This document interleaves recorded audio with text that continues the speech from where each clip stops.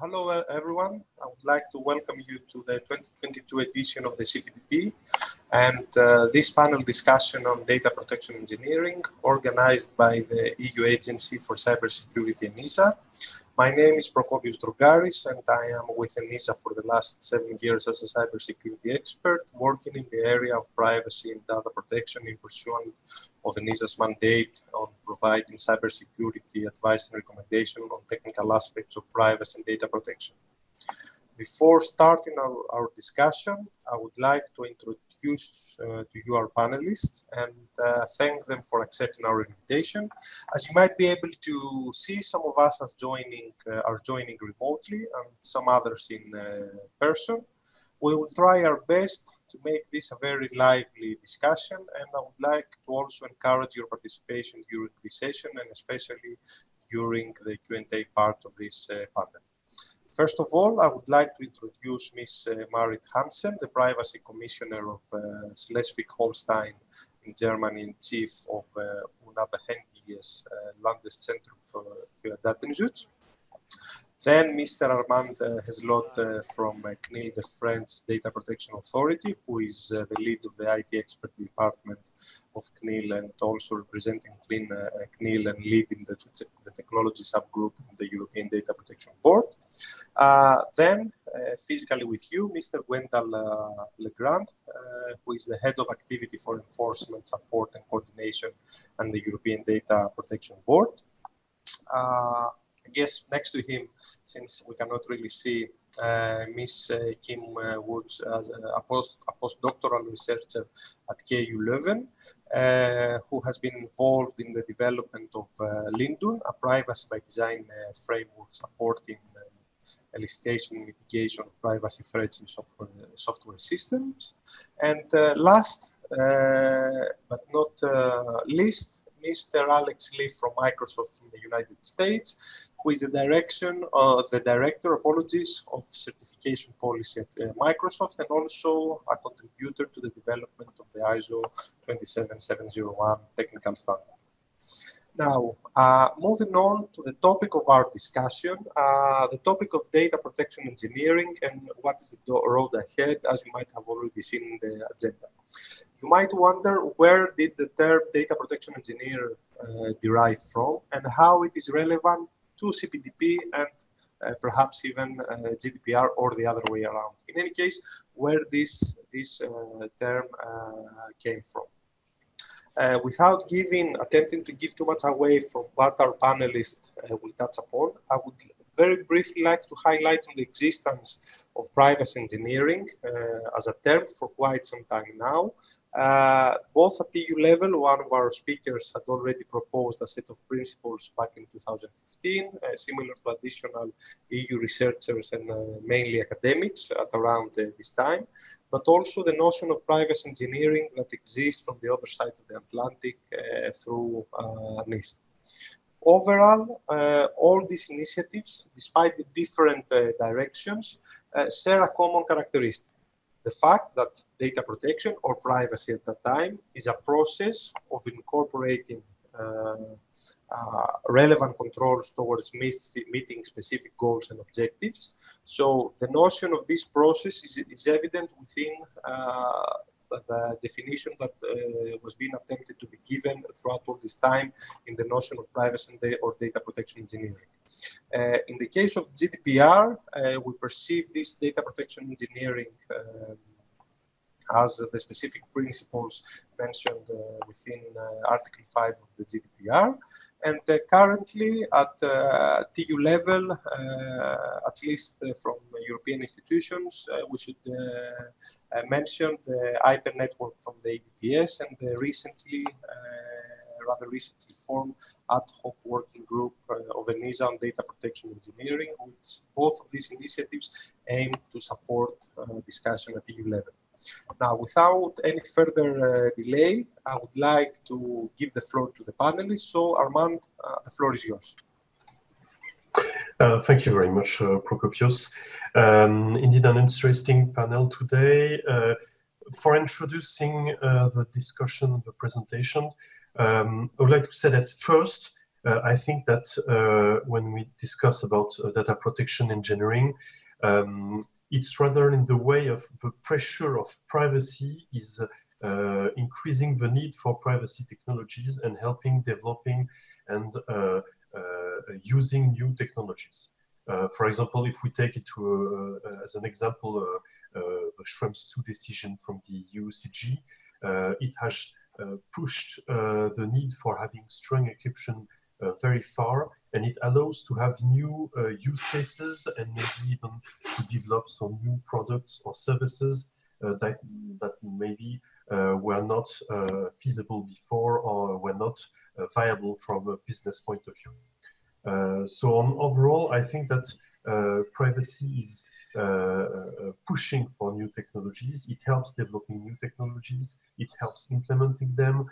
And for example, I'm sure that there are some other technologies, like for example, still in the field of encryption, but for example, homomorphic encryption or zero knowledge proof, those kind of technologies which exist, which still have to be developed, of course, in some cases, but we need them for privacy, for their privacy properties. We need them to incorporate them into processings, personal data processing. So on overall, privacy helps developing those new technologies and will help developing more and more new technologies in order to ensure data protection for everyone. Many thanks, Armand, for your initial statement. Kim? Yes, well, I'm really happy to be here and to see so many people here. I like to put the focus in this privacy engineering context more on the by design part. We see a lot about developments on privacy engineering, privacy enhancing technologies. We have all the crypto advancements, the identification approaches, multi-party computation, and that's all really interesting, useful, important developments, important tools.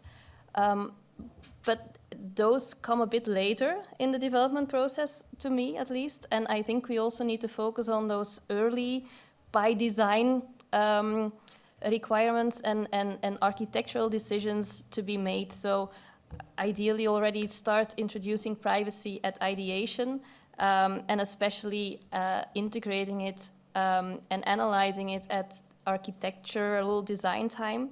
And a way to do it is, well, if you look at the security community, who has been doing the same thing from a security angle, one of the successful approaches there is threat modeling.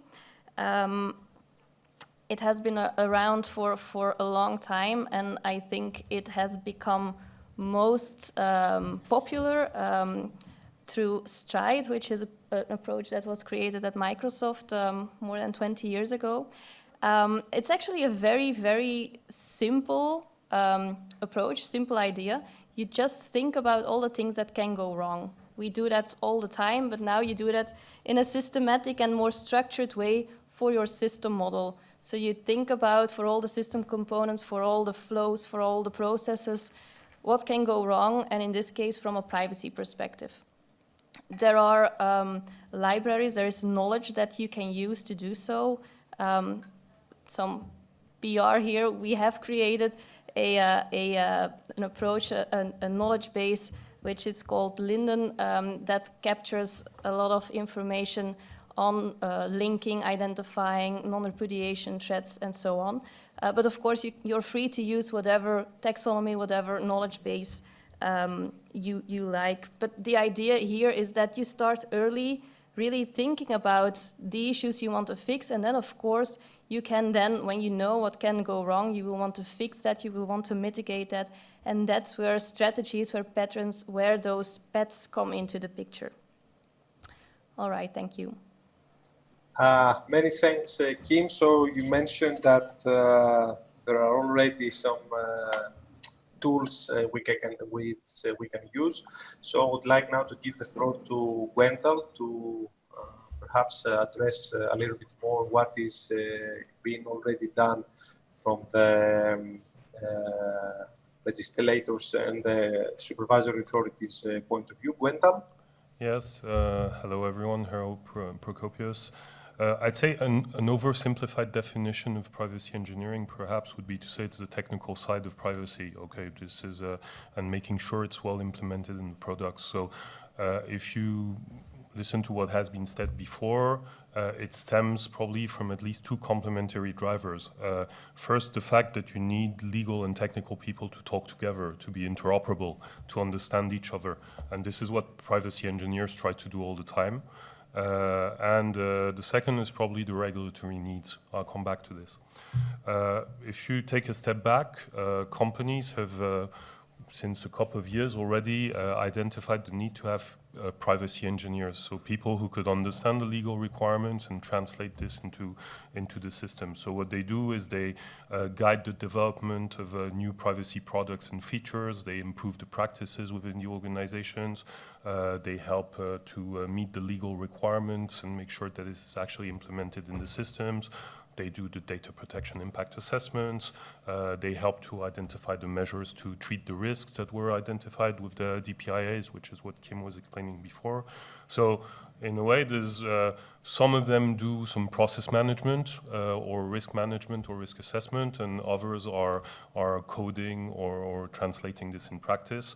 And perhaps there's also a dimension related to standards. I think perhaps Alex will be talking about this, so I will be very brief on this. This is true for companies, and it's also true for data protection authorities.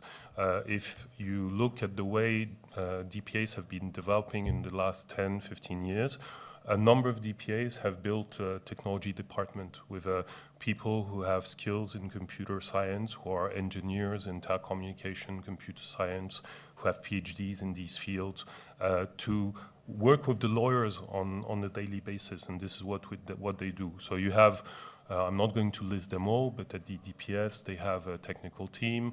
At the FTC, they have people skilled in technical aspects. At the ICO, at the French Data Protection Authority, and so on. The reason why they were doing this in the first place was that when an authority is talking to a controller, the controller was coming in the meeting with people from the legal side and people from the technical side, and if on the regulatory side you don't have anyone understanding technology, then your life is going to be very complicated, because you will have this technical expert who can say whatever he wants and you can't challenge him. So this is why the authorities have been beefing up a bit also their skills in the field of privacy. Privacy engineering is also a way to boost trust with consumers and make sure that you meet the regulatory requirements. So we talked about privacy by design, Article 25 of GDPR, but there's also other articles in GDPR that are relevant. So the article on security, Article 32, that talks about the technical means and things that you need to implement in the systems, Article 35 on data protection impact assessments. If you look at other legislations, I think CCPA has some similar concepts, even though they're drafted in a different way. And actually, many regulators are finding also on technical aspects. So when they do inspections, they see infringements, and the infringements are not just about legal privacy principles, but about the way things are being implemented. This is very true in the EU. It's not only true in the EU. If you look at the settlement between FTC and Facebook, for instance, I think the big fine was about also the fact that some things that were in the privacy policy were not implemented in practice. So this is why companies need those people. And these are things that are now understood also by authorities. They are checked by the authorities in the inspections, and on which you will have systematically infringements when it's not done in the proper way. So I'll stop there, but to sum up, I would say the privacy engineering has been developing a lot, both in companies and on the regulator side. It's this idea that you need to follow a sound process when you're doing the software development lifecycle. You have to document what you're doing, and you have to implement your privacy requirements in the systems by design. So that's what privacy engineering is about. Thank you very much, Gwental. Indeed, both your examples and the references to the legal text on the notion of the process is something very crucial. I would like now to give the floor to Alex to hear from a company's perspective, how do they manage to put this into practice and meet the requirements set in different articles of the Gdpr towards privacy or data protection engineering. Alex? Thank you very much. It's a real pleasure to be here with you after, being away for 2 years. This is a welcome sight to see so many people around.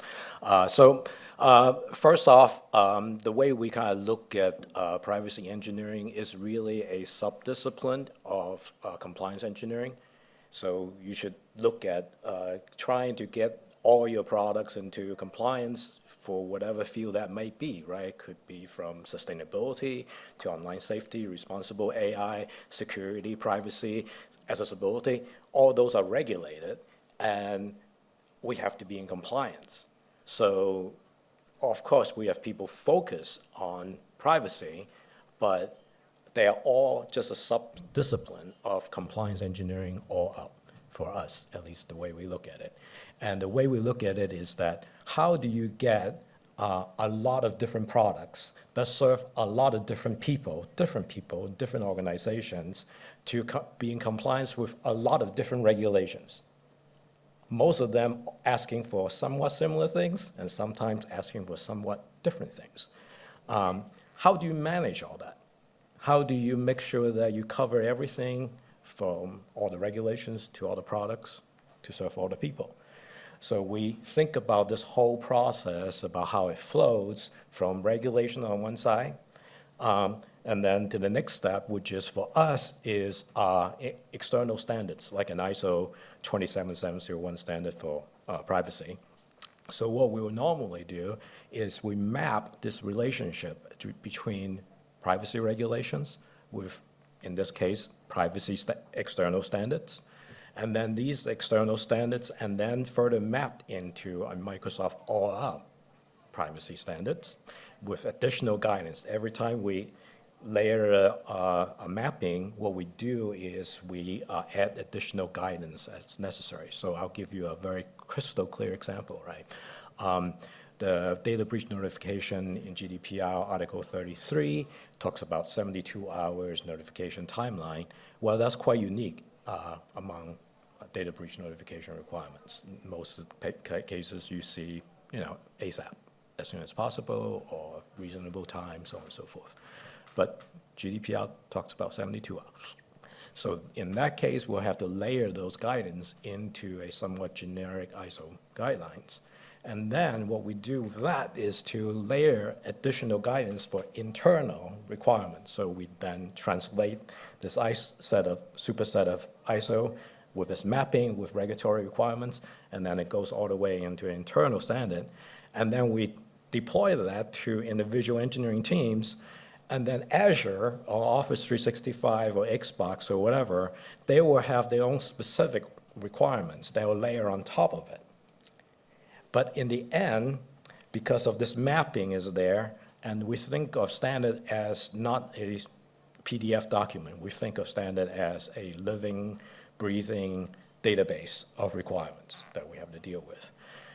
In the end, we're able to check to make sure that all the relevant requirements are met before the product shipped, and all the checks and balances are there, and therefore we produce the sort of evidence that's necessary so that we can demonstrate to internal auditors and external auditors the level of our compliance. So in one go, because of this comprehensive set of mappings that we're building, this universe that we're building, this knowledge base we're building, we're able to generate evidence of compliance all the way to the regulatory requirements, to the ISO requirements, to our internal requirements, to specific product requirements. So that's the kind of process that we built. And now what some of what Kim mentioned, we think of that as privacy technologies. So we based on whatever problems we have to solve, we'll pull up whatever technologies we need. But the things that we always have to follow are the set of compliance requirements that go all the way from from the beginning to the end, and nothing's forgotten.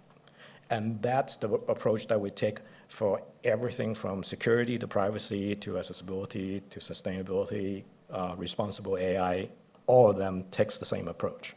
And that's the way we kind of think about privacy engineering.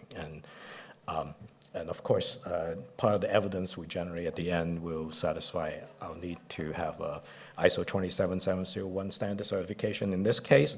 But it's not just important because we want to generate that evidence, because we want to generate the evidence in support of our customers. So for example, if a large company, I'll just name one, I pick IKEA, right?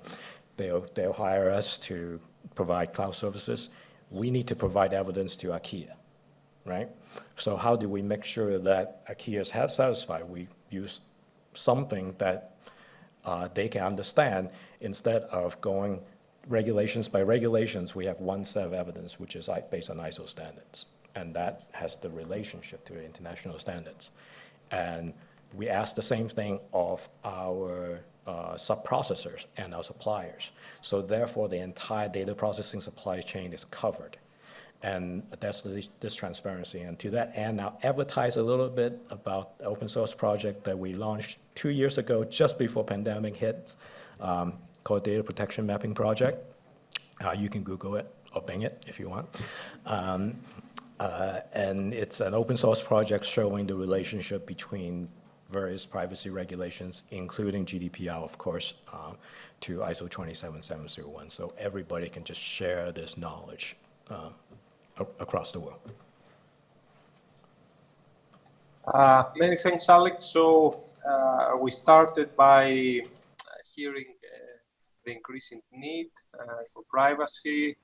Then Kim, and unfortunately I'm not there to teach here a little bit more, mentioned that as an idea seems very simple. And then Gwendal said that, mentioned that there is already a need identified by several companies. And we now heard how more complex it gets, even when we're thinking about going a little bit outside Europe and trying to match all these differently expressed, different notion or different in the details requirements and obligations. So as we see, it starts to grow a little bit in terms of what the obligations or the notion of privacy engineering entails. We have heard a number of different but complementary views. So last, I would like to invite Mari to also share her thoughts and views for this first part of the discussion. Mari? Thank you very much. So thank you very much for being in Brussels. Thank you very much for joining online. Unfortunately, only for me this time as well, the possibility. So data protection engineering is ambitious, and we heard about that. It's also ambitious to have compliance engineering, and I fear that we sometimes yield bad compromises and not good compromises, or not the better or best compromises. But on the other hand, what we see in our daily practice, if it's not about really new technologies, new ideas, there are very few cases that focus on an infringement of Article 25 GDPR, what was mentioned already. So about one third has no sufficient legal basis, Article 6. 1/3 is about problems in the field of data subject rights, Article 12, and so on. And 1/3 is about security problems, data breaches, Article 32, 33, 34. Of course, these all are also infringements of Article 25 because it refers to the data protection principles.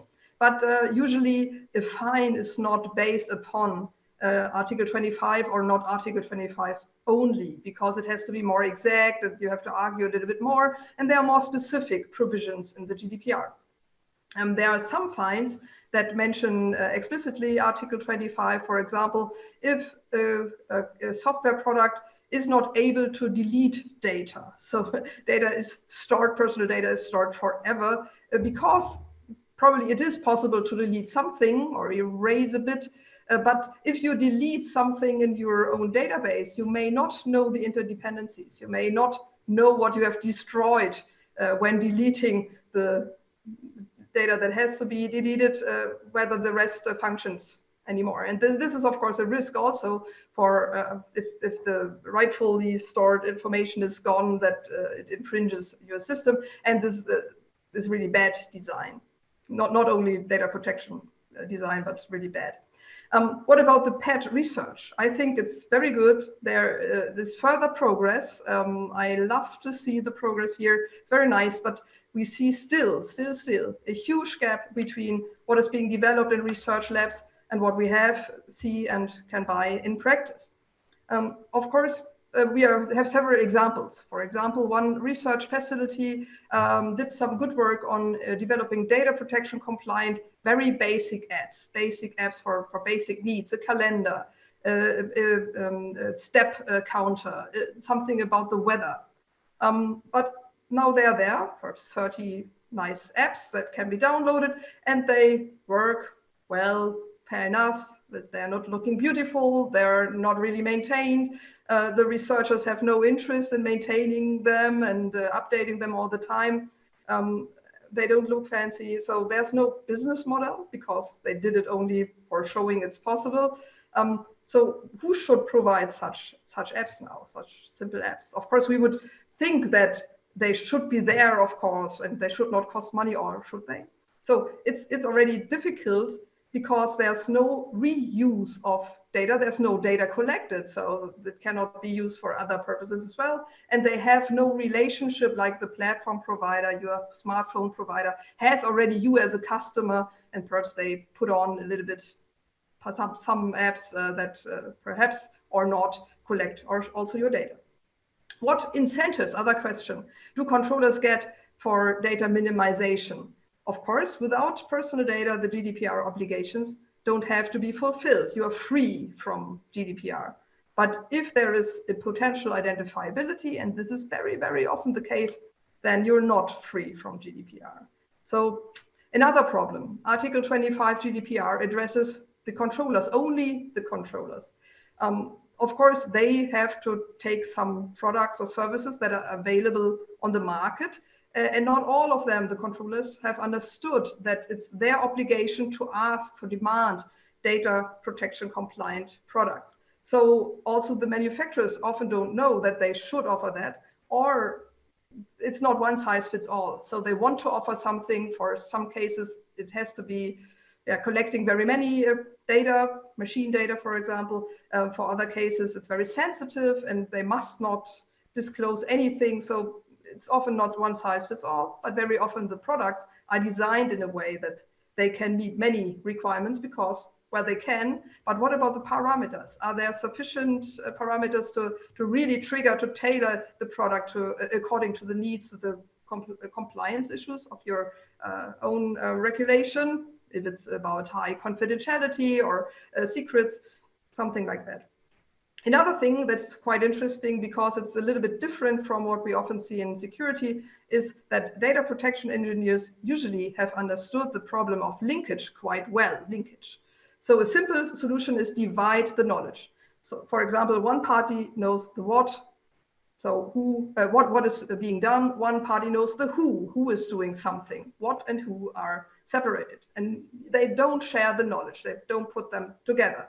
And many data protection protocols are based on this kind of distinction, of division of knowledge, division of power, not necessarily only two parties. We have heard about the multi-party protocols. It's often more complicated. But this means we need several parties. Otherwise, we cannot distinguish or just have this distinction. It can be federated, it can be decentralized approaches, but not one central controller.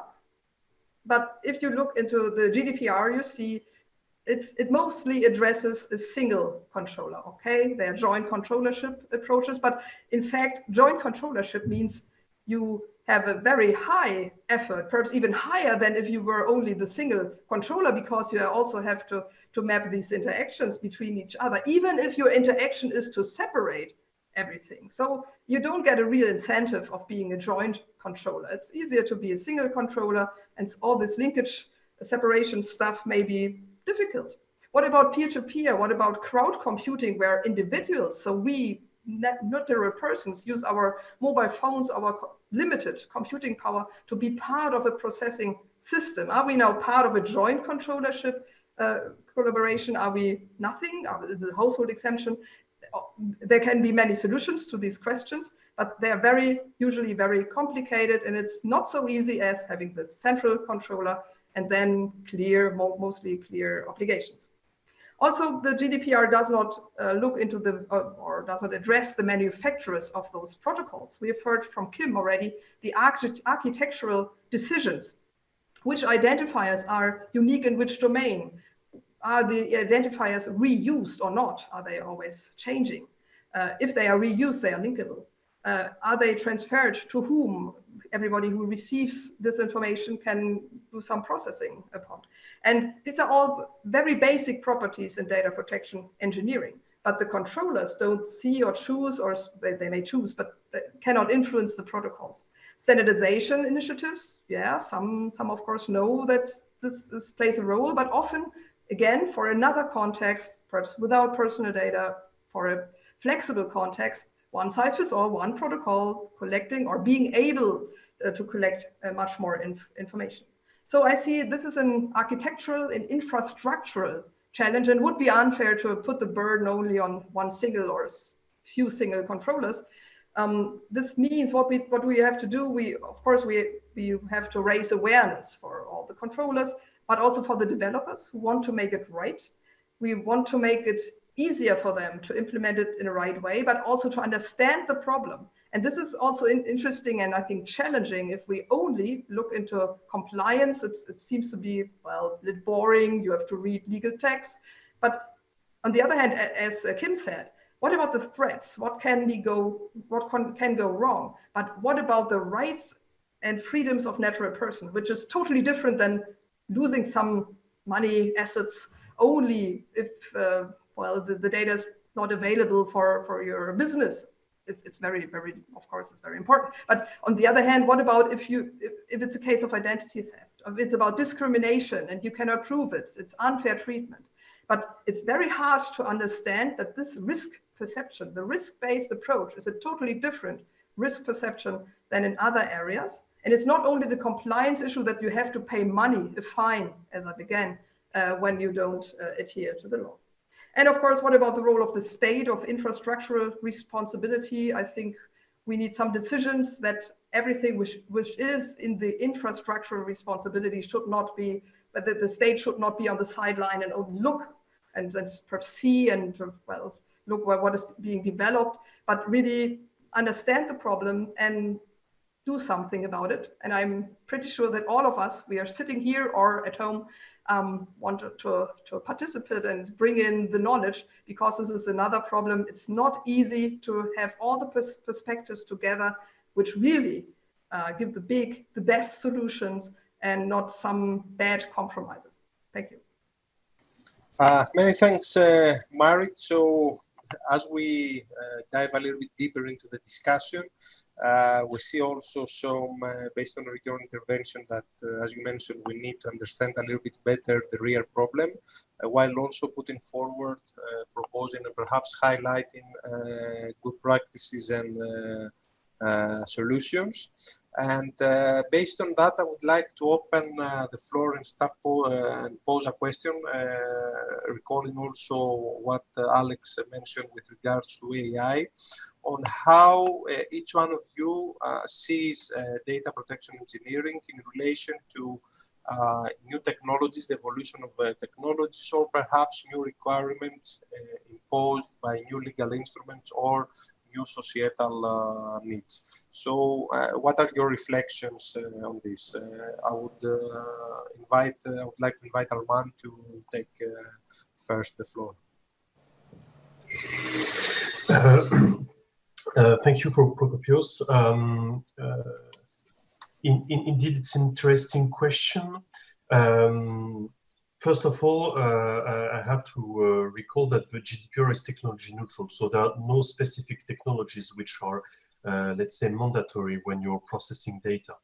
That being said, of course, there are some specific risks of processing personal data, which can be only mitigated with some specific measures that, well, in most cases, become mandatory. For example, encryption. I mean, 10 years ago, not every website was using SSL TLS. Today, almost every website is using this kind of encryption. If you're using passwords, you have to store them as hashes. Maybe 15 years ago, the CNIL, for example, would have sanctioned you if it wasn't the case. But today we have very specific recommendation on passwords which we enforce, and for which we will consider that you're simply not compliant with the GDPR if you are not using a specific technology. So on the big picture is that depending on the type of processing, there are some technologies that you will have to put in place.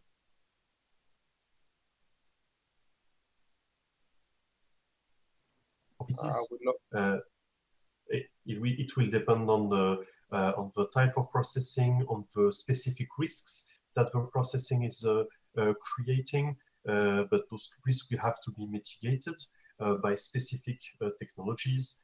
Such as encryption, anonymization, for example.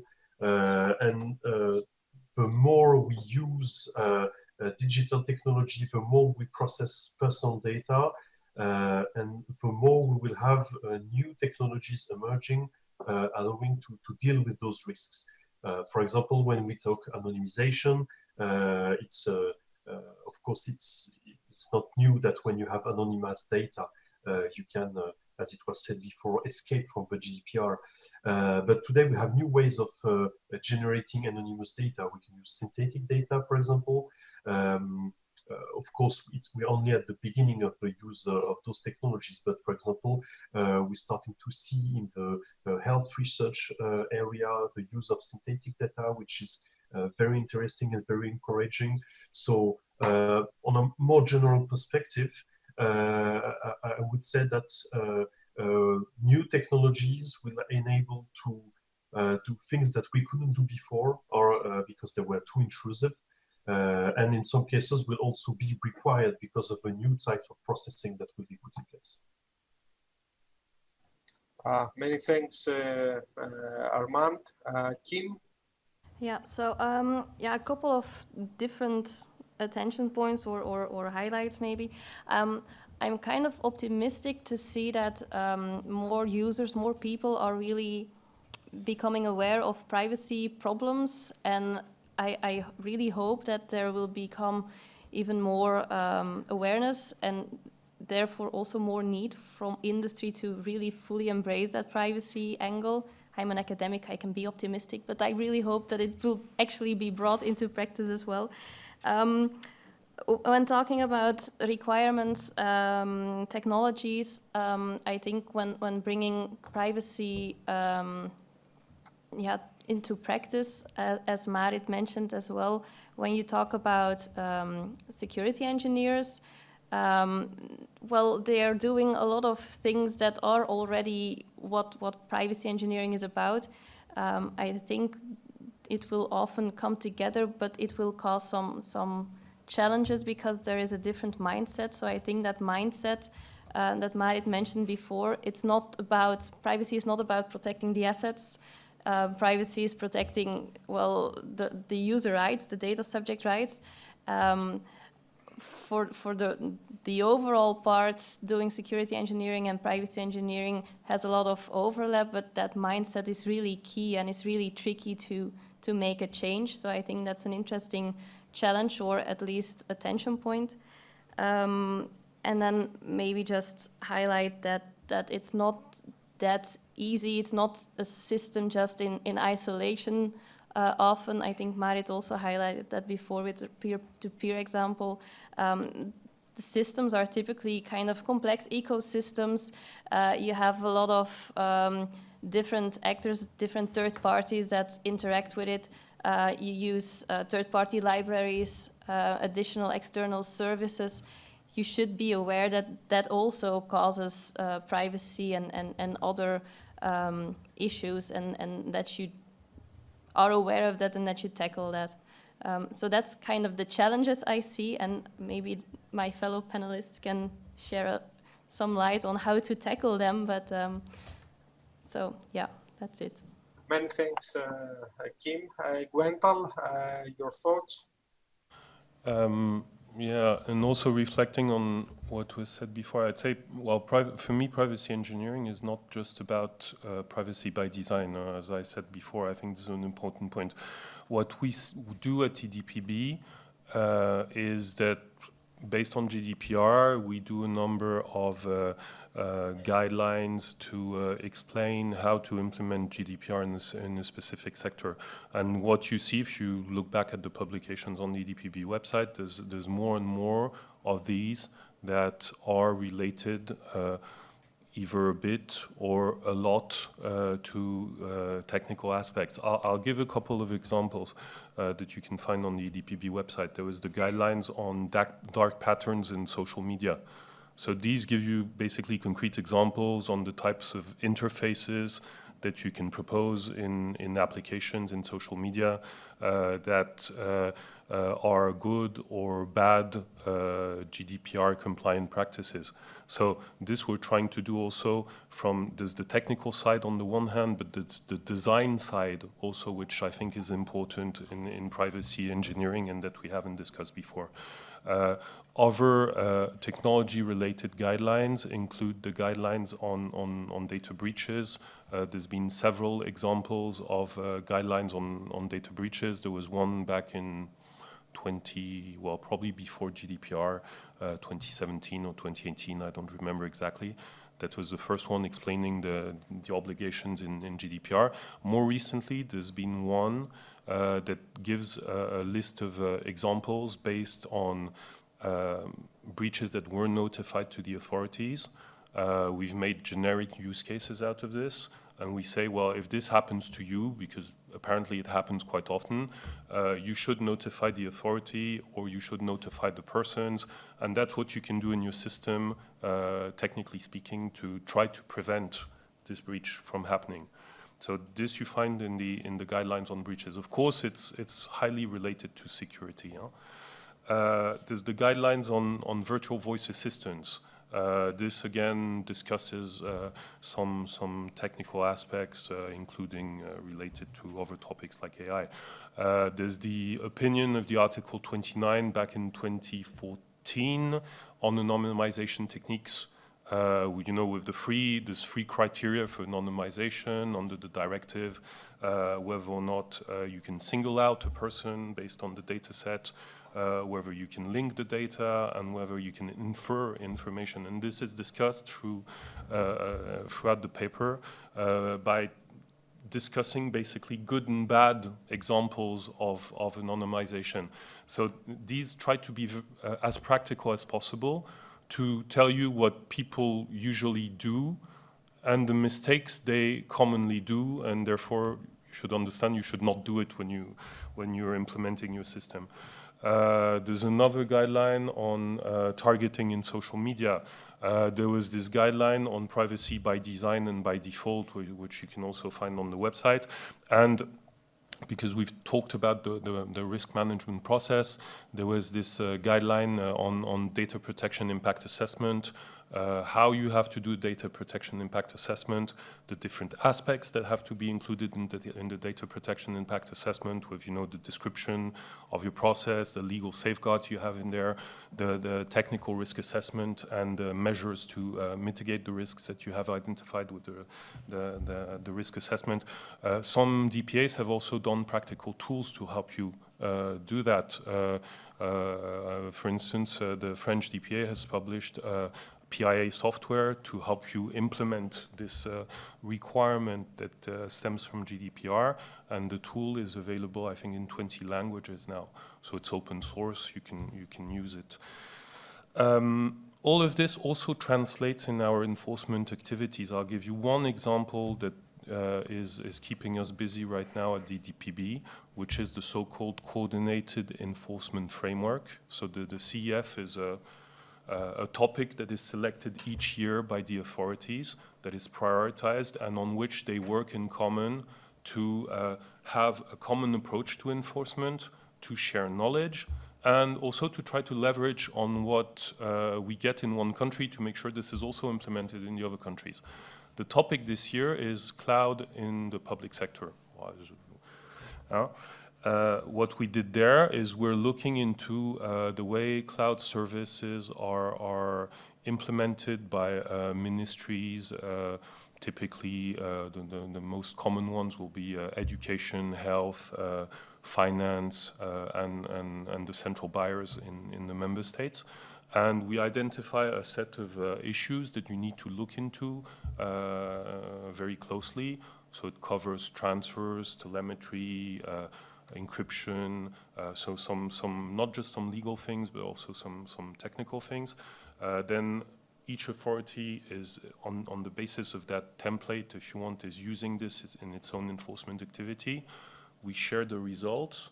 We're going to aggregate the results, and there will be a report at the end of the year to summarize the findings. So that's a way of coordinating the enforcement at EDPB level to make sure the approach is consistent across the authorities, which is one very important thing today when you look at the way GDPR is being enforced. And we do it on topics that we decide to prioritize, and also looking deep into the technical aspects, of course, like we do on cloud, which is just one example. That's it for me, Prokopios. I give the floor back to you. Thank you very much, Gwendal. And you mentioned a lot of the documents and opinions that the EDPB has issued, and also you made reference to very useful tools becoming available by the national authorities, and especially the BIA tool developed by CNIL, which are solutions or tools with a different meaning that are being put forward by competent authorities towards supporting this notion of engineering data protection into practice, and that providing tangible or a little bit more concrete directions and guidance towards reaching the objective of compliance or even more. I would like now to hear Alex's views with regard to the question of how does the evolution of technology or new emerging requirements affect engineering data protection into practice. Alex? Yeah, thank you for the opportunity. I mentioned that earlier in earlier part of the discussion at the introduction already, that we think of technologies and compliance engineering sort of in two different tracks. Technologies for us, you can name quantum computing, artificial intelligence, IoT, cloud is pretty old now. So you name any technologies you have. The technologies in and of itself, maybe that's just how I look at it, in and of itself does not do anything in terms of compliance. It's how you apply the technology that matters, right?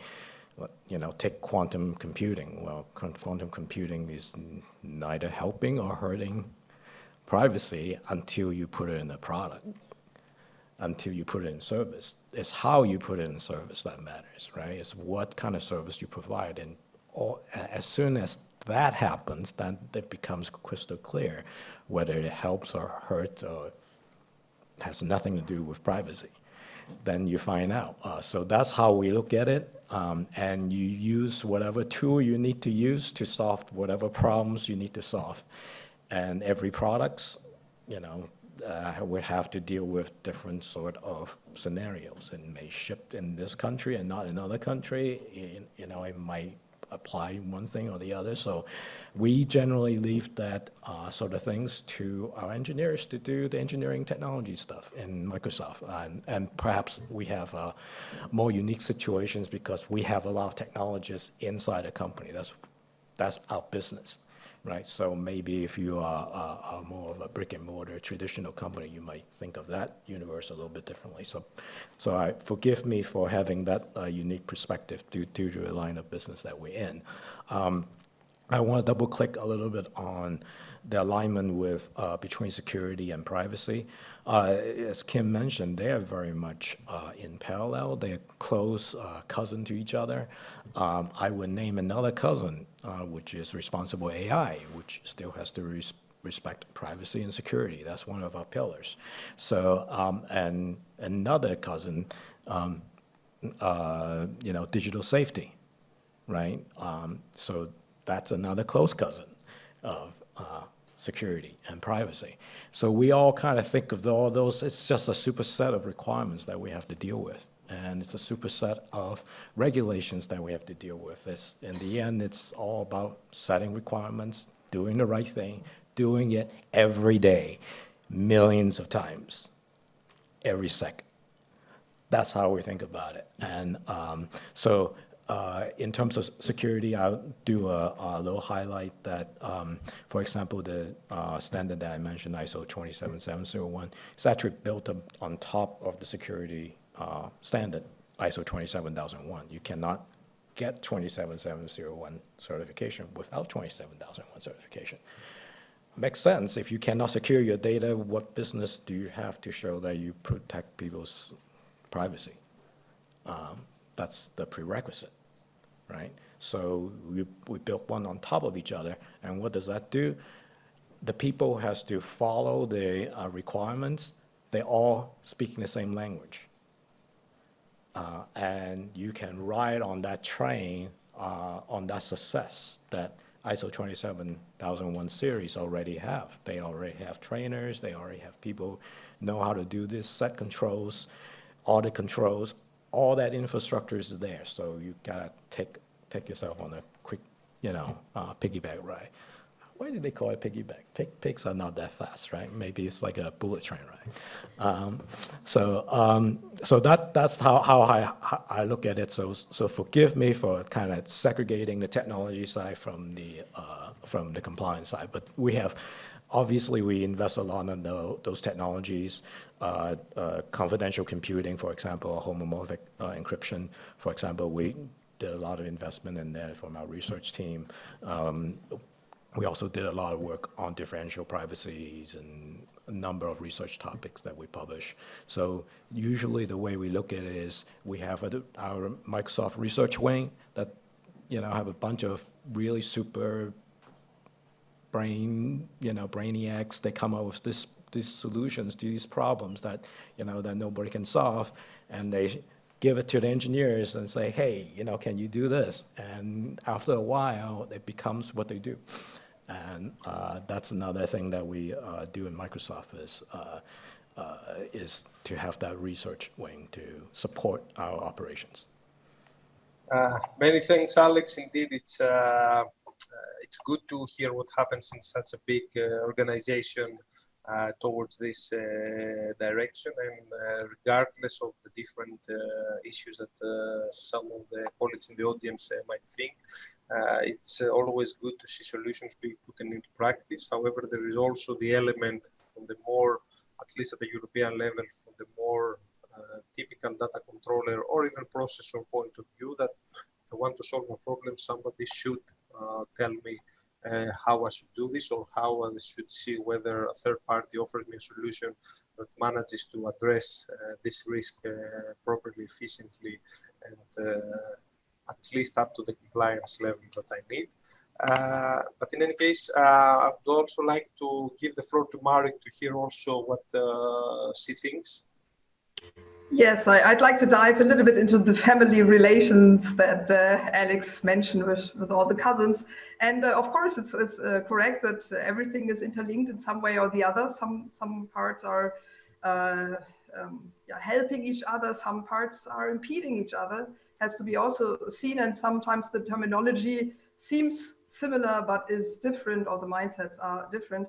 And therefore we appreciate that, we embrace that. So it's nothing which you should be against, but it makes sense to have different perspectives being represented by different persons. so that you really can see, can hear, can feel the argumentation, and to see that perhaps if all put together their perspectives, they really reach the good solutions to perhaps something which has not existed before, than only that I think I know everything already, the law, the technology, the safety, security, and the data protection stuff, and here's the fixed solution. So perhaps it's good enough, but perhaps it's not what we want to achieve and which is really sustainable or resilient for what we need. And therefore, sometimes it's good to see the line of reasoning of the other perspectives as well, not the final outcome only, but also to see perhaps new exits, to new ways to go. And of course, we have also tried to trigger into the calculating the factor in politicians or other lawmakers, policymakers that may, well, have some influence as well. See the on the European level, the data acts, everything with data governance, data, digital services, AI Act, everything which is happening in very short time. And one of the very important things in the very beginning is it personal data or not? Because if it is personal data, then the GDPR applies, the privacy will also come, but and otherwise not. And now I have the feeling that people will claim, and perhaps in good faith, this is anonymous, this is not identifiable. And we checked everything, and this was according to the checklist, it's fine. Or it's even synthetic data, and in many cases it may be right. It may be right that it's anonymous data, and we can use that. But in many cases, people, well, feel uneasy and they want some guarantees. So there will be some possibilities for perhaps some companies guaranteeing that it's not personal data.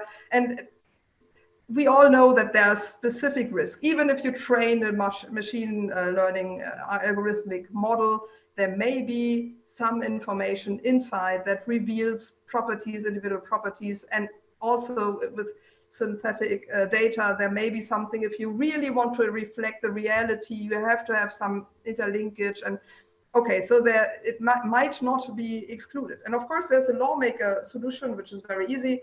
If you de-identify this information, it's criminal offense. So you're a criminal if you're doing that. And this is at least two disadvantages. The first is, what about security research, data protection researchers? If you want to understand and of course also know the risk and do something against, you have to have the possibility to well, look into that and perhaps also try out, is it really anonymous? Also as a data controller, if I get the information from another side, they claim something and I really don't believe that, can I check that? And if I'm hindered because it's criminal offense, you must not do that. Done. Then of course, this is bad for probably research for responsibility. But it's also something where I have the feeling that some better solutions are prevented. That and if this is good enough, do that, and the rest is being done by a legal statement in law, criminal offense, and perhaps only in Germany, which is where it is discussed. Then it's not sufficient. We want to strive for the better, at least if it's a high risk thing. Perhaps not for all situations. And therefore, we need this debate that it's clear what is allowed or not throughout Europe, taking in not only the cousins, but also the policymakers who may otherwise try to do a good thing, but perhaps have some side effects that are undesired. Thanks. Indeed, and thank you very much, Marit, for bringing this up, because it's something that I also saw in the program of the CPDP that attracted a lot of attention during the discussion, which highlights the importance of rather than having a specific reference to the GDPR or to any other legal instrument within a new legal instrument, we should first think a little bit carefully and beforehand on what it might mean in practice, so as not to having to await afterwards for the proper guidance or the proper technical standard. But perhaps somebody might counter-argue that it's a chicken and egg question. In any case, thank you all for this very interesting discussion. I would like to open the floor for any questions from the audience. And in the meantime, just for everybody's understanding, we cannot really see the colleagues from Brussels nor the audience, so I will try to moderate this as best as possible. So if any of the participants and the panelists in Brussels want to take the floor, please feel free to speak up. So any questions from the audience? I can imagine a lot of hands being raised, people rushing to the microphone. Hello, my name is Matthäus from the Leiden University. I have a question about the term anonymization and also the guidelines which were referred to. Do you think this concept of anonymization can really survive, or will technology lead to stronger anonymization techniques, or lead to actually technology which makes anonymization impossible? Because it was mentioned as a main technology to anonymize, but it seems like it's becoming more and more redundant. Thank you very much, Matthias. This is a very interesting question. Not being a legal person, no offense to the colleagues who are by all means, I think that the distinction is necessary, not only for the sake of the GDPR, but also the other legal instruments. Before giving the floor to the colleagues, I would also like to highlight from the EU policy perspective that there are references in some legal instruments that there is a possibility for the re-identification or de-anonymization. This is explicitly mentioned. So just to give a little bit the perspective that even the legislator, outside the context of the GDPR, which might make sense to have a separation, acknowledges the possibility of de-anonymization at some point. This was my first and instant reflection. I don't know whether Gwental, Armand, or Marit would like to take the floor on that one. The guidelines I mentioned before, there's a new version that is currently being prepared now that GDPR has been adopted. So it's not ready yet. I will not preempt the guidelines. However, there's a lot of things you can do with anonymization, but you need to accept to lose information. I mean, if you think you're going to anonymize data and not lose any information in your data, then perhaps this is overly optimistic, I would say. So there's a lot of different techniques that exist out there that can give different assurance to you. I think this is already discussed in the 2014 paper. It will be updated and discussed in more depth in the new guidelines that are being prepared, as I said before. The hard thing when you look at GDPR is that indeed the threshold for the long discussion that we always have with technical and with legal experts is this notion of threshold above which or under which data are going to be personal data or anonymous data. Leads to a lot of discussions at national level between technical experts.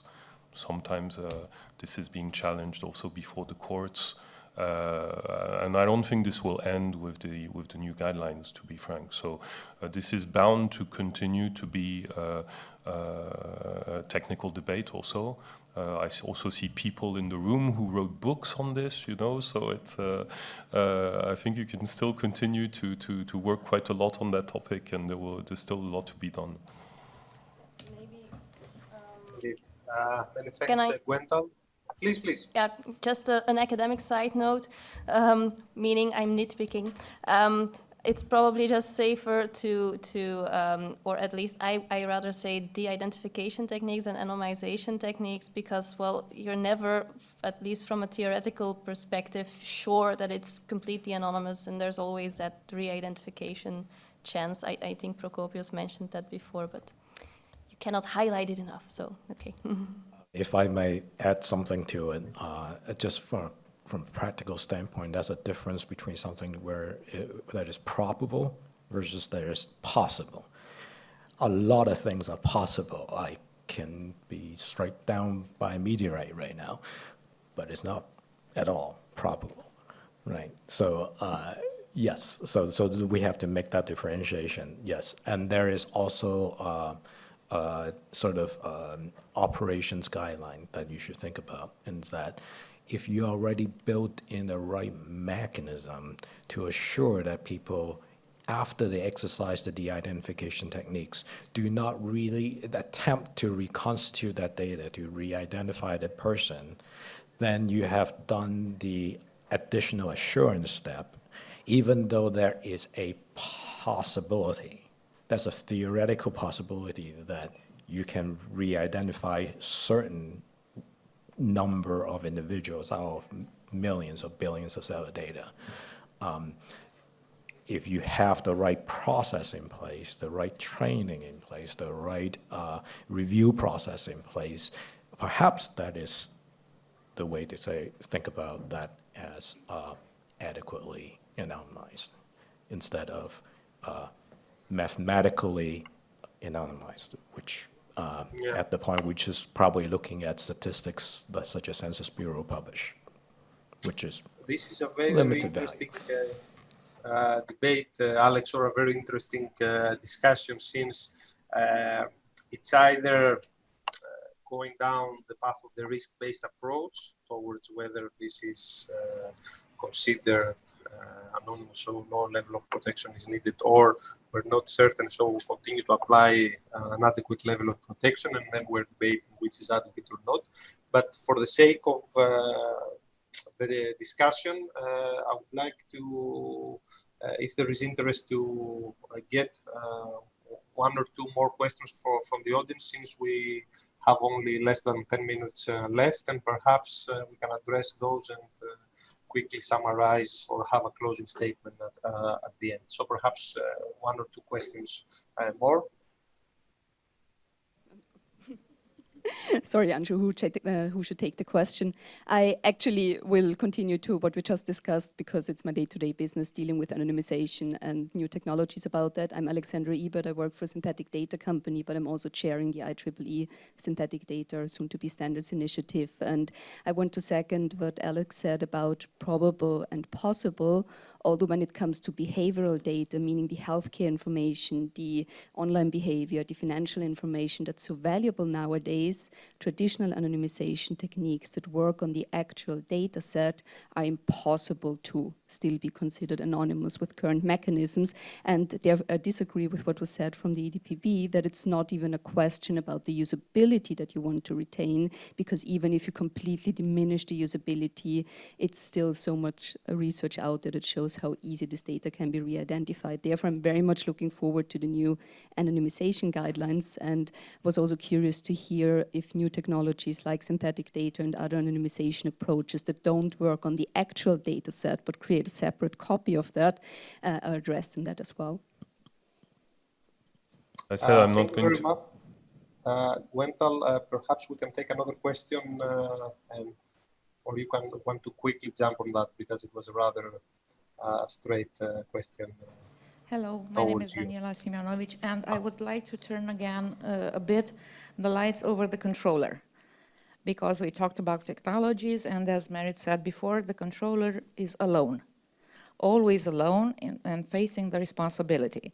Because when something bad happens, let's say because of these new technologies, the controller is the only one that fills the form for the data breach notification.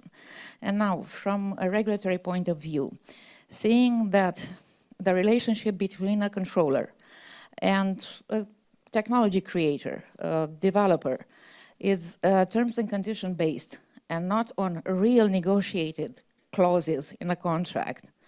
Because, let's face it, it's a reality. A small controller can't access, doesn't have access to Microsoft or to another big developer to really negotiate the contract from the Article 28 point of view. So the controller has the right to accept as is the application, but the responsibility is all his or hers. So how can we empower the controller to actually be GDPR compliant from this point of view, in this relationship with the new technologies and their impact? Thank you. Many thanks.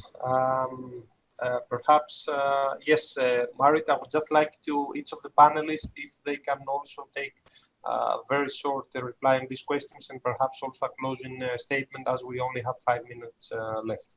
Marit, the floor is yours. Thank you. So the theory is there is the GDPR. Everybody can read it. The controller can read it. The manufacturers can read it. And so everything will be fine. And this has not happened yet. So we are not there. But of course, in all cases I know, the controller is on its own, but still has the same interests, the same requirements as the competing controllers, perhaps everybody organized in a business association, often even the same as a public body. And we now more and more want the public bodies, want the associations to demand the changes. And it has happened before. For example, when we had the first ideas on cloud computing, everybody claimed from the cloud providers, of course it has to be worldwide, and there cannot be something which is restricted for example, only to Europe. And this was offered quite soon. Of course, there may be some other difficulties, but very often it's something where it has only to be demanded, but very often nobody demanded it at first place, and therefore this compliance with data protection law is not achieved. And I think, meanwhile, after 4 years now, we should see more outcome on this, and I think it's also possible. And otherwise, we as the regulatory bodies will address the controllers, will also address joint controllers as we are doing it right now, and will not exclude, but perhaps also focus on the public sector, because very often they have the same problems, and really they should be a role model for compliance. Thanks. Let's be hopeful, optimistic. Indeed. Any other reflections? Yeah, yes, if I may, very quickly. Just to add on that, first, Marit mentioned it, but in some cases, the technology provider might end up being a joint controller or a processor, because he will be determining what happens with the data. Regulators can make their analysis in concreto, meaning that they look at who is deciding, who is determining the means of processing. And in some cases, when it's not the company who is using the system, then it might be someone else, which in this case falls under the GDPR. So this is one part of a response. And I would also like to mention the example of the AI Act, which is the AI regulation, sorry, which is kind of different from the GDPR from this perspective, because it follows the logic of, it looks at the products, and the products had to be compliant, because we're in logic of EU single market, you're putting something on the market, it has to be compliant with the regulations, European regulations. So this is something which will probably change some behavior, because the AI regulation in a few years would be concerning lots of products, lots of different products. And then you'll start to have logic of what you put on the market. And if you are putting something on the market, you have to be compliant with the regulation. And maybe in a few years, we'll have the same kind of logic for data protection, maybe. Many thanks, Armand. Any of the fellow panelists? Okay, I've been informed that we just ran out of time. So just for the sake of the discussion and the question raised, a personal view is that, okay, perhaps the problem is mitigated with the synthetic data or addressed. However, we have to see how these synthetic data are being created in practice and applicable for all use cases. However, this will be a very interesting discussion, and I think everybody's looking forward to these guidelines. So I would like to thank all the panelists for the time, effort, and their participation in this panel discussion. I sincerely hope that all the participants enjoyed this discussion at least as much as I did. And I would like to urge you or recommend to you to feel free to reach out to the panelists that at least are there, or to us that were not able to join you physically, to reach out electronically, or at least until the next edition of the CPTP. And lastly, wish you a very enjoyable event in Brussels, and try to make the most out of it. Thank you very much. Thank you. Thank you. Bye-bye.